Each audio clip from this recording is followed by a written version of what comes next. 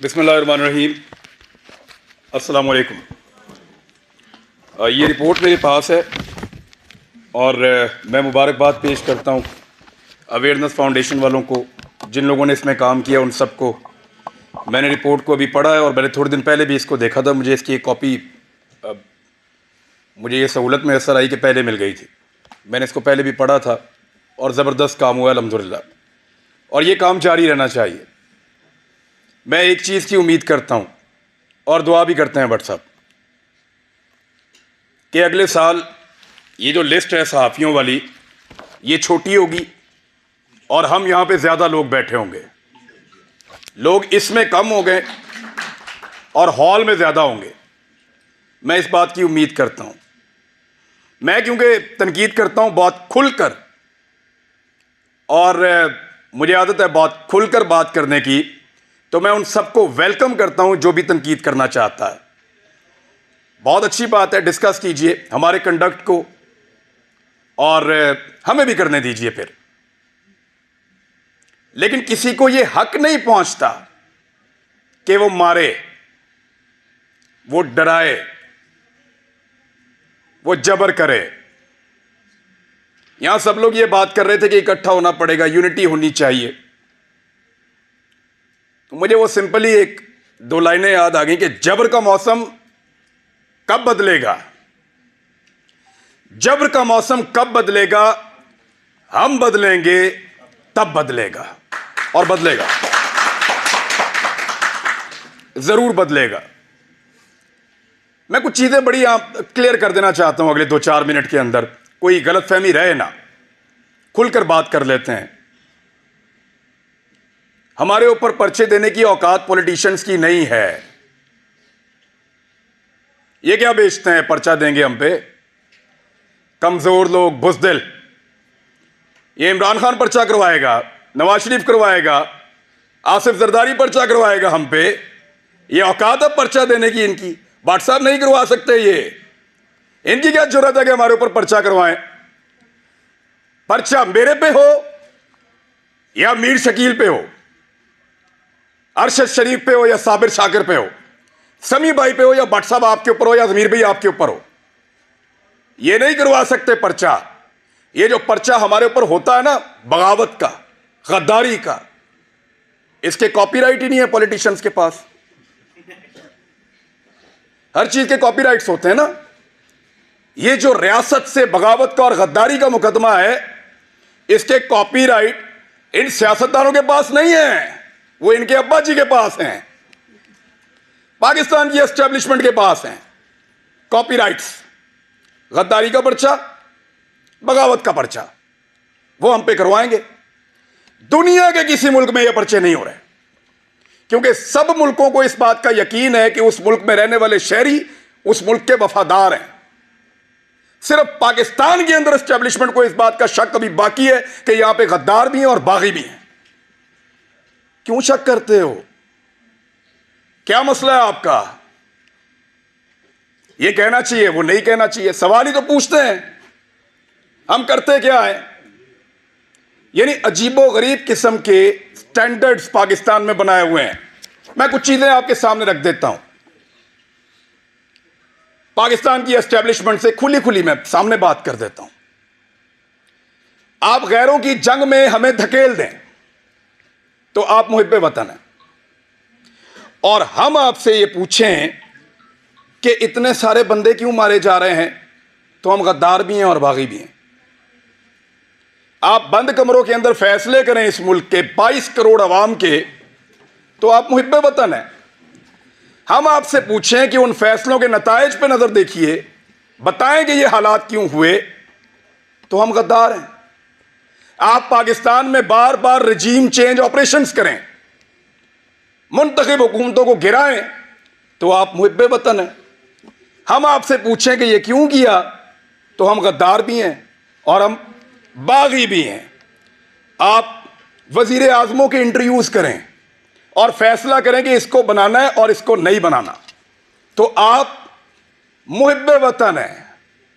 और हम जब ये कहें कि जनाब अवाम का फैसला होना चाहिए, ये 22 करोड़ लोग हैं, कीड़े मकोड़े नहीं हैं, तो हम गद्दार भी हैं। اور ہم باغی بھی ہیں. یعنی آپ بغاوتوں کے اور غداریوں کے مقدمے درج کروائیں جو پوری دنیا میں نہیں ہو رہے. اور جب ہم آپ کو یہ کہیں کہ کیا ہم باغی ہیں تو اس پہ بھی ہم باغی ہیں, اس پہ بھی ہم غدار ہیں. یعنی عجیب و غریب قسم کا کرائٹیریا بنایا ہوا ہے. آپ ہمارے لیے ہمارے ملک کی زمین کو تنگ کر دیں تو آپ محب وطن ہیں, اور ہم اپنی زمین پہ آزادی سے رہنے کا حق مانگیں تو ہم غدار ہیں, ہم باغی ہیں. آپ خدا نہ خواستہ کبھی ہار بھی جائیں تو آپ محب وطن ہیں, اور ہم آپ سے پوچھیں کہ حضور والا یہ کیا ہوا تھا تو ہم غدار ہیں, ہم باغی ہیں. آپ کسی ایک تجربے میں ناکام ہو جائیں تو آپ محب وطن ہیں, اور ہم صرف ناکامی کی نشاندہی کر دیں تو ہم غدار ہیں. ہم باغی ہیں. ہم ہنسیں تو غدار ہیں, روئیں تو غدار ہیں, بولیں تو غدار ہیں, چپ رہیں تو غدار ہیں, بات کریں تو غدار ہیں, نہ کریں تو غدار ہیں, ہم سوال کریں تو غدار ہیں, جواب مانگیں تو غدار ہیں, جواب نہ دینے پر ریئیکٹ کریں پھر غدار ہیں. کیونکہ ہم پیدا ہوئے ہیں حضور غداری کے لیے. ہمارے گلوں میں نا تختیاں ڈالو اور ہمیں چکر لگواؤ پاکستان کے غدار لکھ کر, ہمارے ماتھوں پہ لکھو غدار ہیں, ادھر یہاں لکھو, یا گولی مار دو, ہمارے لیے وہ زیادہ آسان ہوگا. تکلیف ہوتی ہے. ارشد شریف نے کس کے لیے آواز نہیں اٹھائی تھی؟ آپ سارے گواہ ہیں. جس کو مار پڑی وہ اس کا شدید ترین مخالف ہونے کے باوجود کہتا رہا کہ غلط مارا ہے. تو تکلیف ہوتی ہے نا. بٹ صاحب ناکامی تھی ہماری, اس کا ہم پہ اعتبار ختم ہو گیا. بٹ صاحب اس کو پتا چل گیا اب اس کا بوجھ نہیں اٹھا سکتے, وہ اس لیے ملک چھوڑ کے گیا تھا. انہوں پتا لگ گیا تاڑے تو گل اتنے ہونا. ہم پہ اس کا اعتبار ختم ہو گیا تھا. تکلیف ہوتی ہے. چپ کر کے نکل لیا. انہوں نے مذاق اڑایا اس کی تصویر دکھا دکھا کر,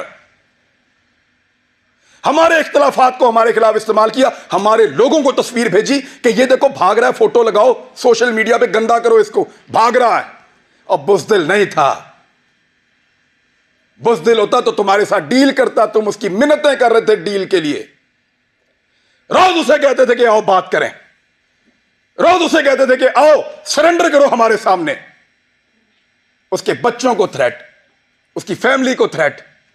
اکیلا تھا, اس کو پتا تھا سب کو اس نے اکیلے نے سنبھالنا ہے, کوئی اور تو نہیں تھا اس کے ساتھ. جاؤ پوچھو اس کی ماں سے, میں مل کر آیا ہوں اس دن. ساری باتیں کرنے کے بعد, پورا حوصلہ دینے کے بعد, آخر میں وہ کہتی ہے کہ ارشد تو نہیں ہے نا, جو کچھ بھی ہو ارشد تو نہیں آئے گا اب. ہم پہ اس کا اعتبار ختم ہو گیا تھا, اسی قابل ہیں ہم پہ بھروسہ نہیں تھا اس کا, اس لیے وہ یہاں سے گیا. بزدل نہیں تھا, ہم ناکارہ ہو گئے تھے, ہم اس کو نہیں بچا پائے. میں ابھی تھوڑی دیر پہلے میں موٹر وے پہ آ رہا تھا, میں نے ایک ویڈیو ریکارڈ کی. مجھے اطلاع دی گئی کہ آپ اسلام آباد آئیں گے تو پکڑیں گے, تو مت جاؤ. تو مجھے دو وجوہات سمجھ آئیں. یا تو کوئی یہ چاہتا ہے کہ میں آ کے بات نہ کروں, یا ہو سکتا ہے واقعی پکڑ لے. تو میں نے ایک ویڈیو چھوٹی سی ریکارڈ کروائی, اس لیے کہ اگر میں پکڑا گیا تو یہ لوگوں تک پہنچ جائے گی ویڈیو, اور مجھے جو اطلاع دی ہے, کیسے دی ہے, کس نے پکڑا ہے, یہ بھی پتہ چل جائے گا. میں نے اپنے بچوں سے بھی معافی مانگی. میں 1 سال میں ان کو کوئی کسی ایک موقع پر بھی جو میں ان کے ساتھ ٹائم گزارا کرتا تھا, مجھے وہ موقع ہی نہیں ملا. میں نے اسی ویڈیو میں ان سے معافی مانگی کہ بیٹا سوری بابا, پھر لیٹ ہو گئے ہیں, لیکن وعدہ آپ سے پورا کریں گے. لیکن آپ کو پتا میرے دماغ میں واحد چیز کیا چل رہی تھی؟ میرا بھی آپ سب سے اعتبار ختم ہو گیا. آخر میں میرے دماغ میں یہ آ رہا تھا کہ ارشد نہیں ہے, بولے گا کون؟ وہی تھا سب کو اکٹھا کر کے وہاں عدالت میں پہنچ گیا تھا. کیوں پکڑا اس کو؟ حوصلہ دیتا تھا, ڈٹ کر کھڑا تھا, ہر جگہ اس نے آواز اٹھائی, اور پوری کوشش کی اس نے کہ یہ مشکل وقت گزر جائے. ابھی میں اس یقین کے ساتھ اندر جاؤں گا کہ ارشد پیچھے نہیں کھڑا ہوا. اب صرف یہ ایک کمی مجھے محسوس ہوئی ہے, وہ اس کمی کے ساتھ پاکستان چھوڑ گیا تھا. وہ تکلیف میں نے آج پہلی مرتبہ محسوس کی ہے کہ جب وہ یہ ملک چھوڑ کر جا رہا تھا تو وہ کتنا بے بس تھا, اور اس کا ہم نے مذاق اڑایا کہ فلاں فلائٹ سے نکل گیا, اس طرح نکل گیا, اس طرح بھاگ لیا. اس نے مجھے فون پہ بتایا, عمران تجھے پتا ہے میں کیمرے میں جان بوجھ کر مسکرا رہا تھا, وہ اس لیے کہ مجھے پتا تھا یہ میرا مذاق اڑائیں گے. مذاق اڑاتے ہو یار, پہلے زمین تنگ کرتے ہو, پھر کوئی یہاں سے چلا جائے تو اس کا مذاق اڑاتے ہو. کیا بندوق لے کر تمہارے گلے پڑ جائے؟ وہ بھائی بولنے کا کام ہے اس کا, صحافی ہے وہ اپنی صحافت سے ٹکر دے رہا تھا, دیتا رہے گا, شہید ہے, تمہارے لیے نشان عبرت بنے گا وہ. میں نے پہلے کہا تھا, آج پھر کہہ رہا ہوں کہ تمہیں صرف مارنا آتا ہے, ہمیں اور بہت کچھ آتا ہے, اور وہ ہم انشاءاللہ کر کے دکھائیں گے. صرف ہمیں مارنا نہیں آتا.